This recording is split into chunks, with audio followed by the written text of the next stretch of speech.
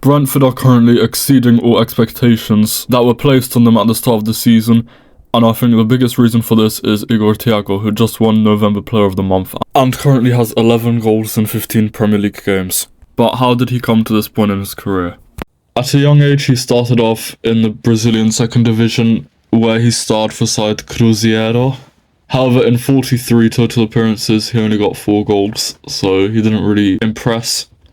And following this disappointing few seasons with the club, he decided to move all the way to Bulgaria's second division, playing for Ludogorets Razgrad 2. In the 21-22 season, in 4 appearances, he already got 3 goals in that second division, so it was clear to Ludogorets Razgrad that he's good enough to be playing for their first team. So he was actually promoted up to their main squad because they were in need of goals, and they couldn't just let someone of his ability at that point just sign to a different club.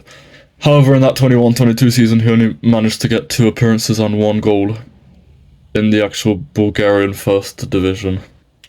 But it wasn't until the following season where he actually decided to wake up and cook, with him scoring 15 goals and 32 appearances in the Bulgarian first division. And he did also appear for the club in continental football 15 times, scoring 4 goals in the process.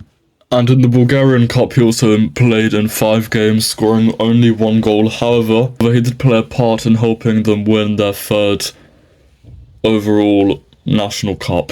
And Club Brugge saw this 22-year-old young striker with, a natural talent for scoring goals, and decided to sign him for around 8 million euros, which is about 6.8 million pounds. Now, Club Brugge are considered a top 3 side in Belgium, and they do consistently get European football.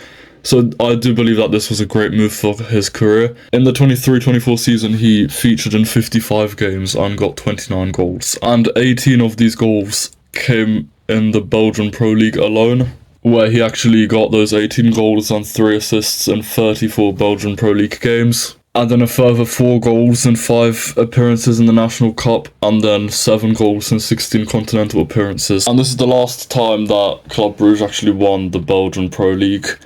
So this really does highlight his significance within the squad. And only 1 season later, Igor Thiago joined Brentford for a fee of around £30 million.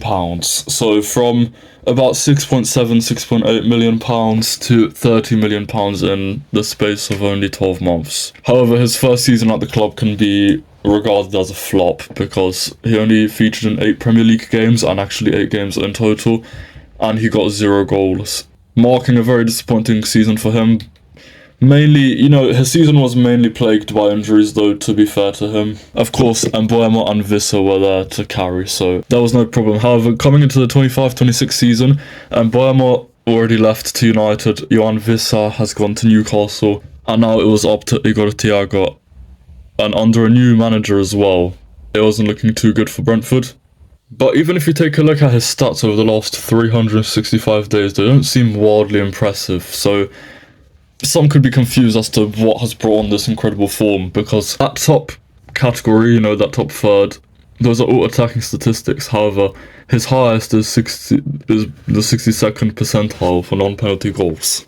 However, I think a lot of these stats are worse than they should be, because they also, account for some games from last season that he played where he got 0 goal contributions. This carries on into the kind of passes category. However, you can see some promise in the 0.81 successful take-ons per 90, which further highlight, he's a big, strong striker, kind of like a traditional number 9, gets in and around the area a lot and can jump up for those headers, for example. That's just not really represented in his stats. The fact that he can also help out the defence, which has definitely helped them a lot, and has really helped Brentford concede maybe 4 less goals than they would have without him. He's quite an all-around player.